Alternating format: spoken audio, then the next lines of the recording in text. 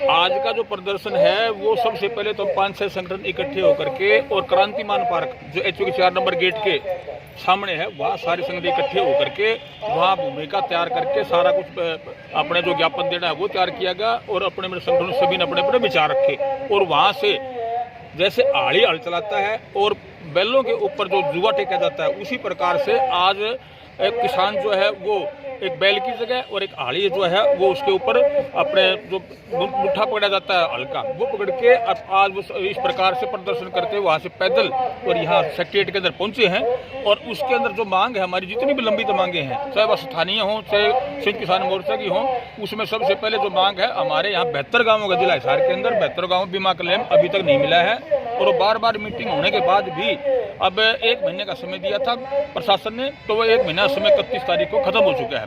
उसी के एवज में फिर सब इकट्ठे होकर के आज ये बड़ा विरोध प्रदर्शन है। आज सभी संगठनों का सभी किसान और मजदूरों का इकट्ठा आज है ये। तो उसमें क्या है कि एक तो 72 का मुआवजा और उसके बाद जो 2020 का बकाया है 21 और 22 का बकाया है वो सारा का सारा मुआवजा जो बाकी है हाँ 2020 का भी रहता है वो मुआवजा दिलाने की मांग है। और उसी प्रकार जैसे संयुक्त किसान मोर्चा की जो थी एमएसपी गारंटी शुदा कानून बनाने की जो बात थी वो नहीं बनाया गया अभी तक और वो कमेटी भी अभी तक नहीं बनाई गई है और उसमें कर्जा मुक्ति भी बात थी किसानों का कर्जा मुक्त किया जाएगा लेकिन अभी तक उन मांगों के ऊपर सरकार जो है गंभीर नहीं है। तो आज आपके माध्यम से हम सरकार को ये चेताना चाहते हैं कि अभी जो लंबित मांगे हैं चाहे मुआवजा की हो चाहे वह बीमा क्लेम की हो चाहे जो सेंटर के जो मुकदमे हैं उनकी वापसी की बात हो और स्थानीय अलग अलग छोटे छोटे मुद्दे हैं वो सभी मुद्दों के लिए आज जो है ये विरोध प्रदर्शन किया जा रहा है 1 दिन के लिए। और इसके अंदर प्रशासन को यही चेताना चाहते हैं कि ये किसान मजदूर इकट्ठे हैं और ये इकट्ठे लड़ाई जैसे पहले 1.25 साल आंदोलन चलाया कभी उसी प्रकार ना करना पड़ जाए। सरकार को ये चेता रहे हैं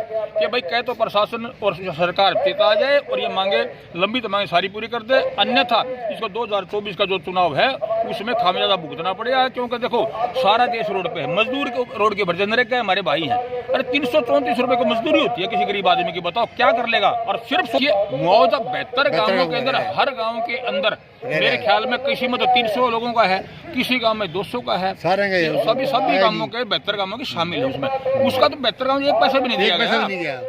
और वो भी लड़ झगड़ के देखो बाकी गांवों का दिया गया है तो सारे देश रोड के ऊपर है तब जाके दिया है। नहीं तो पिछले साल 1.25 लाख तो इन्होंने हमारे फार्म में रिवर्ट कर दिए थे बीमा क्लेम के थे तो उसके अंदर सारी जो मांगे बताई हैं। जैसे मैं मजदूर की बता रहा हूँ मजदूर की मनरेगा की जो बात हम कह रहे हैं किसान मजदूर के साथ जोड़ा जाए कृषि के साथ जोड़ दिया जाए ताकि इनको साल में 365 दिन होते कम से कम 300 दिन तो मजदूरी मिल जाए गरीब आदमी को। साहब आपने लघु सचिवालय में इसी मांग को लेकर अलग अलग संगठन किसान बैठे थे। नहीं ऐसी कोई बात को नहीं देखो झंडा डंडा अलग हो सकता है लेकिन विचार एक नहीं सबका लक्ष्य जो है एक ही है। चाहे वो हम यहाँ बैठे हैं चाहे जो हमारे खेतों में काम कर रहे हैं चाहे कोई भी हमारे किसान मजदूर गरीब आदमी है सारे के सारों का सारा लक्ष्य एक ही है। चाहे वो स्वामीनाथन आयोग रिपोर्ट लागू होने की बात हो चाहे मुआवजे की बात हो चाहे बीमा क्लेम की बात हो चाहे कोई भी है। जैसे हमारे मकान डैमेज हो गए पिछले बारिश में पिछले 2020 में सारी फसलें खराब हो गई थी सरसों की उसकी 100% गुलाब की सुंडी से नरमा खत्म हो गया था तो कुछ सर्दी पड़ी थी सर्दी के अंदर हमारी सरसों सारी खत्म हो गई थी। तो सारी मांगे हैं उसमें हम आपके माध्यम से कहना चाहते हैं कि भाई फटाफट या तुरंत प्रभाव से सारी मांगे पूरी करें अन्यथा तो खामियाजा भुगतने के लिए तैयार रहे। और साथ साथ मैं आपके चैनल का भी स्वागत करता हूँ